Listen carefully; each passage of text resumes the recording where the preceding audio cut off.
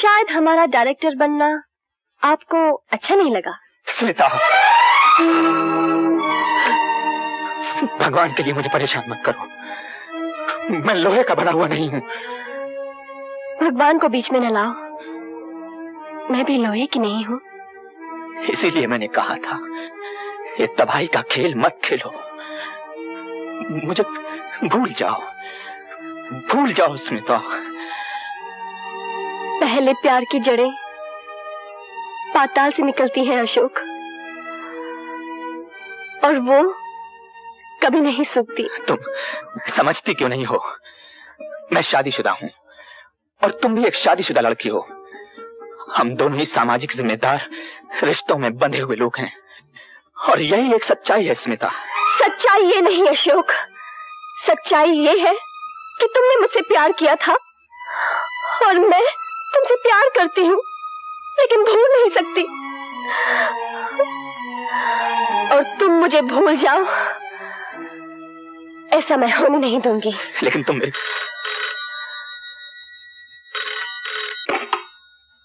Hello operator, मैं स्मिता बोल रही हूँ। ओह, अशोक कहाँ है? हाँ, यही है मेरे सामने। फोन दूर है। नहीं, तुम लोग खाने पे आ रहे हो ना? तुम लोग खा लो मीना, हम लोगों को थोड़ी देर हो जाएगी। अच्छा, बाय। जब सीता यस गिरे उछारी, बिजली घूम शब्द भयो भारी। तू यहाँ क्या कर रही है? आपके साथ मैं भी चलूंगी। तो ये घर में क्यों नहीं कहा? चल, अच्छी बात है। अंग्रेजों की सेहत का यही तो राज था, अपना ख्याल रखते थे। कोई टहल रहा है, कोई खेल रहा है, दौड़ रहा है, बिंगी की तरह ज़े ज़े ज़े ज़े। अगर कोई आपसे बात करना चाहे तो कैसे करें? मतलब नाक में दम आ गया है मेरा, मौका ही नहीं मिलता। कोई सूरत निकल सकती है आपसे 2 मिनट बात हो जाए। हाँ बिटिया, अभी किए लेती हूँ बात। अरे ये तो टाइम ही हो गया। देखो वो सामने है ना वो लकड़ी का बेंच, वहां तक दौड़ लगाते हैं, तो वहां बैठ के बात कर लेते हैं। बाबूजी, मेरी बात तो सुनिए बाबूजी, क्या कर रहे हैं आप? बाबूजी, बैठो। अब बोलो, व्हाट इज द मैटर? कल माँ ने आपसे कहा था ना कि मैं घर में अकेली रहती हूँ। नहीं, वो टड्डा तो निपट गया बिटिया। हम अशोक से सीधी साफ बात कर लेंगे कि भाई ऐसा नहीं चलेगा। पहले देर से आते थे तब ठीक था, लेकिन अब पता नहीं क्यों जी घबराने लगता है, परेशान हो जाती हूँ। माँ बनने वाली हूँ ना। परेशानी की बात तो है ही। अब फिर भाई मियाँ बीवी में तो ये चलता ही रहता है। क्या कहा तुमने? क्या बनने वाली हूँ?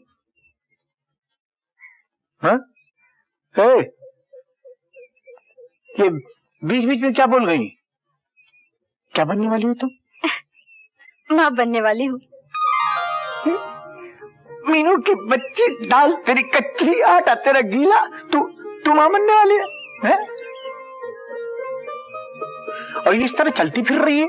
खड़ी हो जाओ, इस बेंच पे खड़ी हो जाओ। लेकिन बाबूजी। खड़ी हो जाओ, लेकिन कुछ नहीं, फौरन खड़ी हो जाओ। और सुनो, आज से तेरा चलना फिरना बंद, भागना वागना बंद, घर में रहेगी समझी? और ऐसे ही घर लेके जाऊंगा। बाबूजी कोई देख लेगा। बाबूजी छोड़िए ना। विमला, बाबूजी नीचे तो उतारिए। चुप है चोटी कहीं की, तू ज्यादा बकबक मत कर। अरे रानी, तुमको पता है ये हमारी छिपकली माँ बनने वाली है और तुम बनोगी नानी, मैं बनूंगा नाना।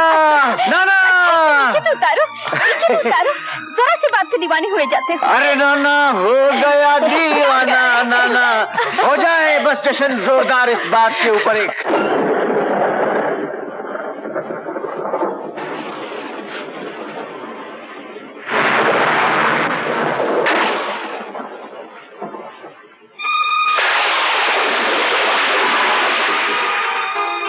तुम यहाँ क्या कर रही हो? तुम्हारा इंतजार जो मेरा मुकद्दर बन गया है। स्मिता चली जाओ यहाँ से, चली जाओ, मुझ पर रहम करो, खत्म करो ये ड्रामा, भगवान के लिए खत्म करो ये ड्रामा। हाँ हाँ, मैं भी तो यही कहती हूँ अशोक, बंद करो ये ड्रामा। अब ये दूरी मुझसे और बर्दाश्त नहीं होती। आखिर तुम मुझसे चाहती क्या हो? अब मुझसे क्या चाहती हो स्मिता? मैं वही चाहती हूँ अशोक जो मुझे मिलना चाहिए था और मिला नहीं। मैं तुम्हारा प्यार चाहती हूँ, तुम्हारा जिस्म चाहती हूँ। जिस बच्चे के आने की खबर में यह जश्न मनाया गया, उस पर मेरी कौन का हक था? पागल हो गई हो तुम? क्या हुआ तुम्हें? दीवानी हो गई हो क्या? हाँ हाँ, मैं पागल हो गई हूँ, दीवानी हो गई हूँ। मेरे बदन से आग की लपटें निकल रही है। इस आग को ठंडा कर दो अशोक, नहीं तो मैं जलकर राख बन जाऊंगी। अशोक, मैं जलकर राख बन जाऊंगी। अशोक, मैं जलकर राख बन जाऊंगी।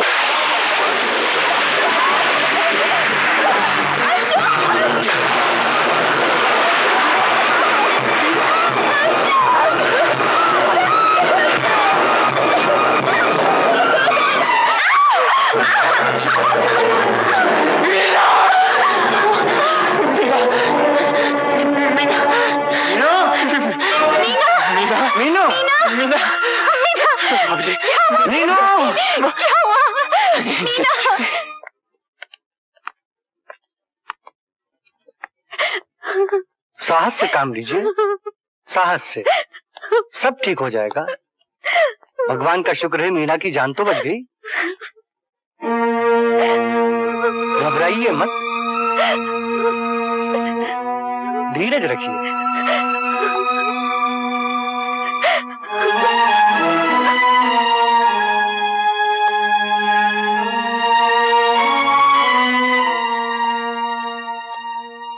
बाबूजी, मैं मीना से मिलने आया हूं बाबूजी। मीना शायद अब तुम्हारी ये शक्ल भी देखना नहीं चाहेगी।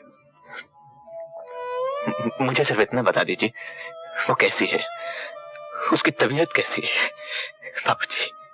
डॉक्टर ने रात में ऑपरेशन किया उसका, वो बच गई, लेकिन उसका बच्चा चल बसा, मर गया वो। भगवान, ये क्या किया तूने? बाबूजी, बाबूजी मुझे मीना से मिल लेने दीजिए, मैं आपके हाथ जोड़ता हूँ, मुझे मीना से मिल लेने दीजिए। एक कदम भी आगे बढ़ाया तो टांगे तोड़ दूंगा। हत्यारे हो तुम। एक नन्ही सी जान से तुमने जिंदा रहने का अधिकार छीन लिया। बाबूजी, बाबूजी, भगवान के लिए मुझे मीना से मिलने दीजिए। चला जा यहाँ से। आप ये क्या करते हैं? डॉक्टर साहब, निकाल दीजिए इसको। ये इंसान नहीं, दरिंदा है, खूनी दरिंदा, भेड़िया। भगाओ।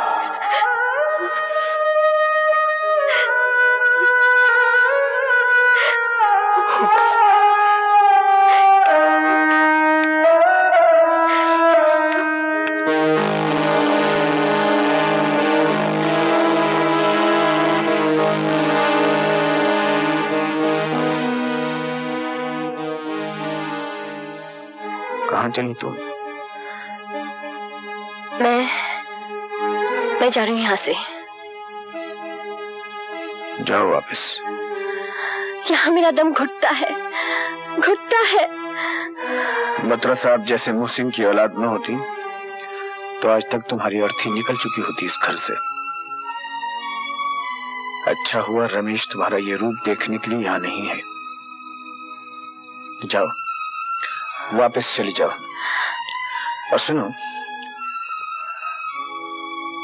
आज के बाद न तुम इस घर से बाहर निकलोगी और न इस घर की कोई बात। तुम्हारे लिए यही अच्छा है। जा सकती हो।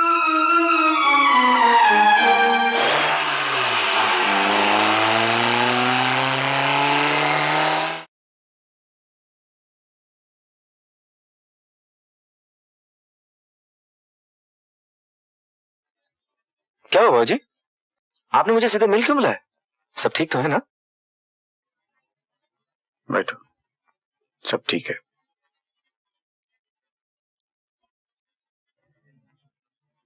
रमेश, मैं चाहता हूं कि तुम फौरन इस मिल का चार्ज ले लो। मिल का चार्ज? लेकिन अशोक कहाँ है? अशोक का अब इस मिल से कोई ताल्लुक नहीं है। क्यों? क्या किया उसने? उसने हमसे नमक हरामी की है, धोखा दिया है हमको, और ये मेरी हिदायत है तुम्हें, इस बारे में अब तुम कोई भी और सवाल नहीं करोगे, न मुझसे और न घर में किसी और से। लेकिन समझे? लेकिन बाबूजी, मिल का त्याही हिस्सा अशोक के पास है। वो मजदूरों के साथ मिलकर हमें बर्बाद कर सकता है, और आप अशोक को इतनी अच्छी तरह नहीं जानते जितना मैं जानता हूं। बदनसीब जरूर हूं, लेकिन बेईमान नहीं। ये रहे आपके हिस्से।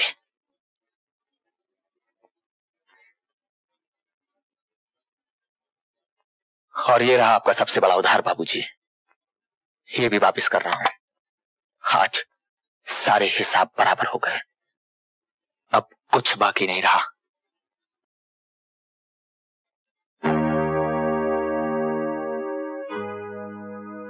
सब हिसाब बराबर हो गए। नाली के कीड़े भूल गए तो किस तरह कीचड़ में रेंग रहा था, भूल गया? मैंने तुझे कीचड़ से निकाला, एक बेकार सी गुमनाम सी चीज था तू। मैंने तुझे नाम दिया, तुझे हैसियत दी मैंने, और आज तुझे दांत का सिक्का मुझे दिखाकर कहता है कि सारे हिसाब बराबर हो गए। सर से पांव तक कर्जदार है तू मेरा, गाह हुआ है मेरे एहसानों के नीचे। तेरी जिंदगी का हर सांस मैंने तुझे उधार दिया। अगर कुछ और कहना बाकी रह गया है तो वो भी कह लीजिए, अगर नहीं तो दो बातें मेरी भी सुन लीजिए। चला जाए यहाँ से अशोक।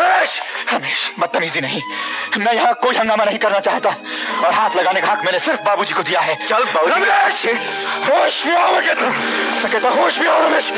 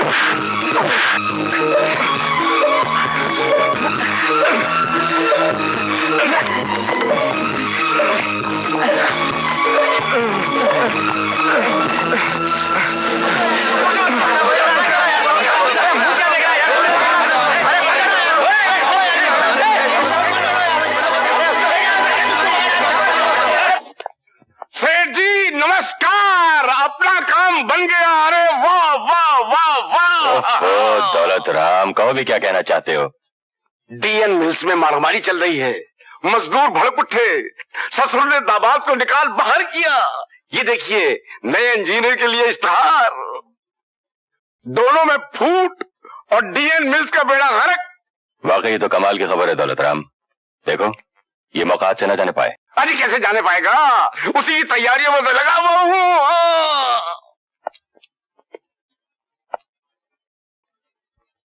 अब हिसाब बराबर करने का वक्त आ गया।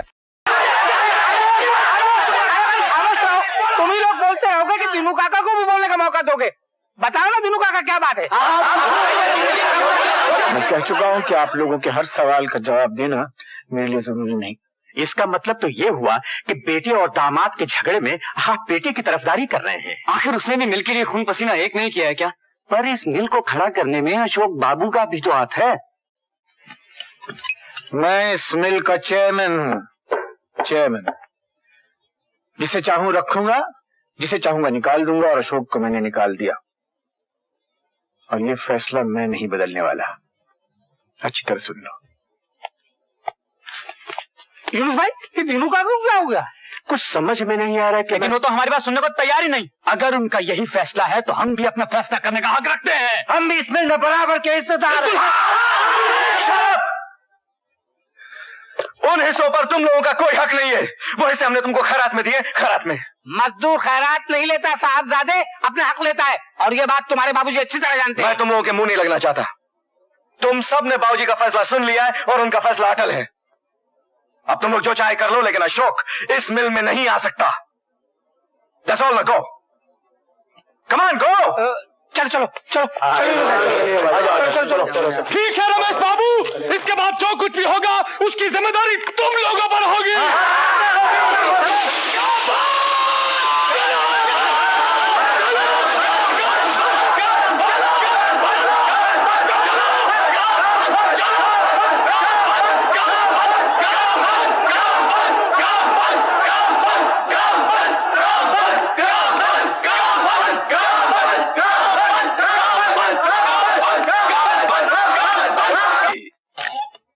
आग और तेज हो गई।